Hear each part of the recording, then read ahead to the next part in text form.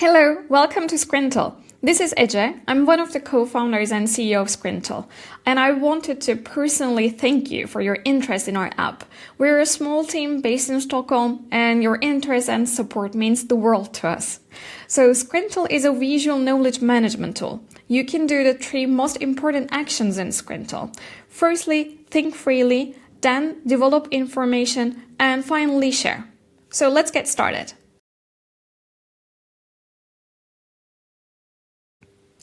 Desk is where you land in Scrintal.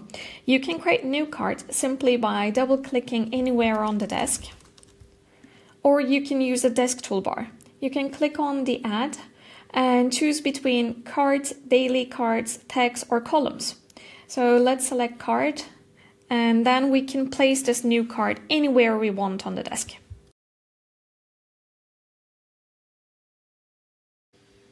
We created Scrintal in a way that linking cards and linking toads is actually super easy. So you can simply open a card and then press plus, and this search drop-down will open. And let's type and see what happens. So when you type a new word, then the search drop-down shows you all the alternatives in your archive. So all the boards and all cards that has this keyword. And these are boards, so you cannot take a preview at these boards, and these are cards. And if you like, you can take a preview before you decide on selecting one of them. So let's select this one, for example.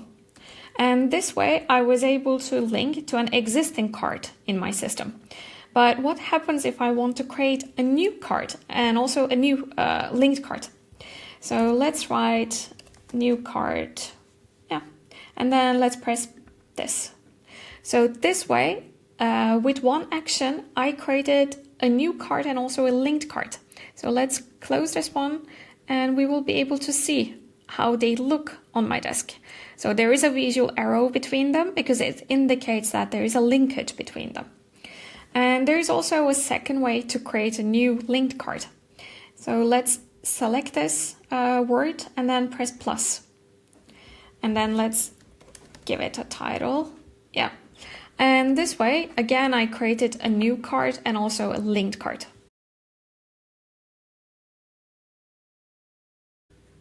Scrintal does not have any folders. If you would like to organize cards, you can do so by creating tags. And you can create a tag by just pressing hashtag. And then the search dropdown will open and it will show you all the tags in your archive. If you like, you can create, just select one of them, or you can create a new tag. So this time I'm going to select project.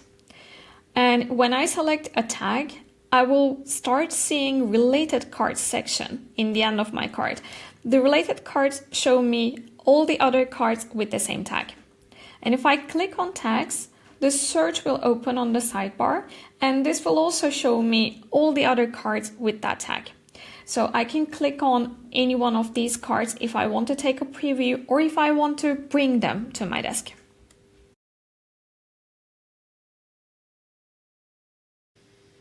If you don't want to see some of your cards on a specific board or on your desk, you can simply archive them. An archive does not mean you're deleting them completely. It simply means you're sending them back to the archive and you can retrieve them later on. And in order to archive cards, you can simply select one or multiple and then select the archive option in the action bar. Another way to do this is just selecting the cards and then pressing delete or backspace key on your keyboard. And if you would like to undo this action, you can use the undo or redo buttons that we have on the desk toolbar.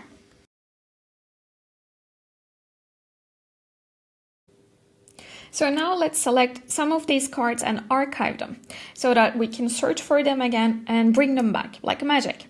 So I'm going to select this card and then press delete or backspace on my keyboard, and now that card is gone. So now I will use the search in my sidebar to search for that card and bring it back. And I'm just going to type the keyword international, and then I'm presented with some results.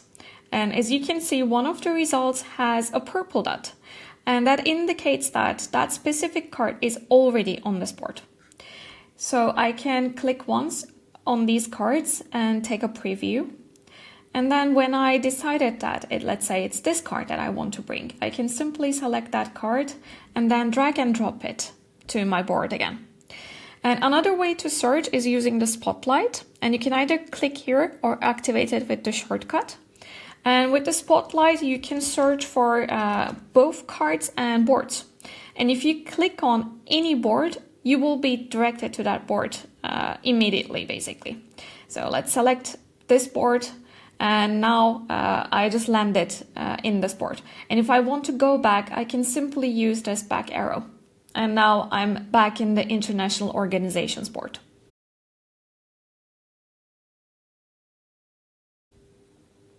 You can create boards in Scrintal, and boards are a great way to jump right back into the project that you were just working on, and also look how the cards look visually. So it is super easy to create a board. The first way to do it is to click on this Create Board button on the desk toolbar. And when you do that, you will be creating a new board from scratch that is empty. So you can change the name of the board if you like, and then you can star it if you want to see it in your starred items. And if you want to ever delete a board, you can do so from here.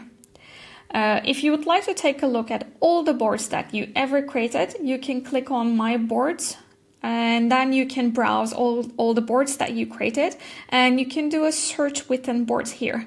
And we have like a different filter for dates as well. And another way to search for the boards is to use Spotlight. So when you do a Spotlight search, you will be seeing all the boards and also all the cards. Okay, but what if you don't want to create an empty board? So what happens then? Then you can go back to like another bigger board that you have or your desk, and you can simply select the elements that you want to put into a new board. So I selected these parts, and then I do a right click, and then I simply press Create Board. And now I created a new board with the elements that I selected.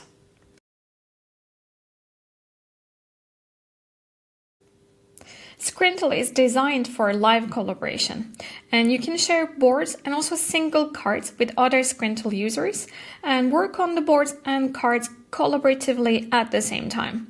Here, for example, you can see the cursors of my colleagues, and I can simply follow them by clicking on their names and see what they're doing.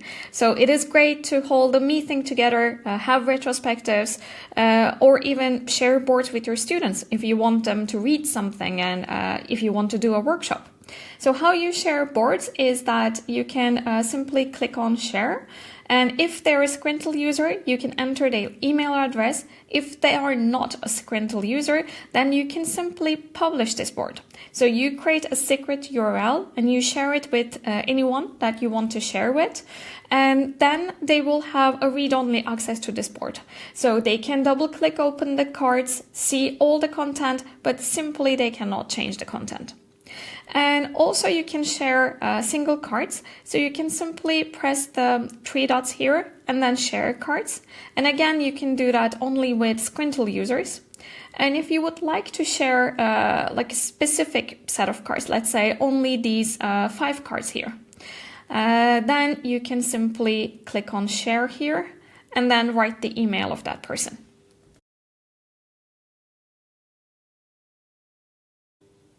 Thank you so much for watching this video. We just went through all the basics, but of course there's so much more to learn, and you can connect with other users to get inspiration. And the first step for that is to go to settings actually, if you're a new user. There you will find the templates. So you can select one of these boards, add it in your archive as a new board, and you can kickstart working so that you don't start from scratch. And the other things you can do is that you can join the community, which I highly recommend, and you can ask any questions to us there. And you can check out our public roadmap, give us feedback, and also download the desktop applications. Whenever in doubt, you can always restart the onboarding to see the onboarding screens, but the simplest way is simply just ping us in the community. Thank you so much for watching.